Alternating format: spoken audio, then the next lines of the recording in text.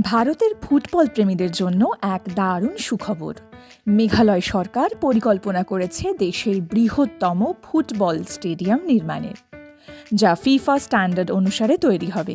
এই বিশাল স্টেডিয়াম তৈরি হলে উত্তর পূর্ব ভারতে ফুটবলের এক নতুন দিগন্ত উন্মোচিত হবে।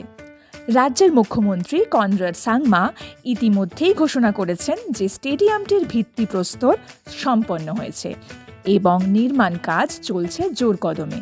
পরিকল্পনা অনুযায়ী 2027 সালের মধ্যেই এই অত্যাধুনিক স্টেডিয়ামটি পুরোপুরি প্রস্তুত হয়ে যাবে এবং আনুষ্ঠানিকভাবে চালু হবে। সবুজ পাহাড়ে ঘেরা প্রাকৃতিক সৌন্দর্যের মাঝে গড়ে উঠতে চলেছে এই স্টেডিয়ামটি, যা শুধু খেলাধুলার কেন্দ্র নয়, বরং রাজ্যের পর্যটন ক্ষেত্রেও এক নতুন মাত্রা যোগ করবে। এটি নির্মিত হলে শুধু ভারতের নয়, আন্তর্জাতিক ফুটবল ইভেন্ট আয়োজনেও মেঘালয় হয়ে উঠবে এক গুরুত্বপূর্ণ কেন্দ্র।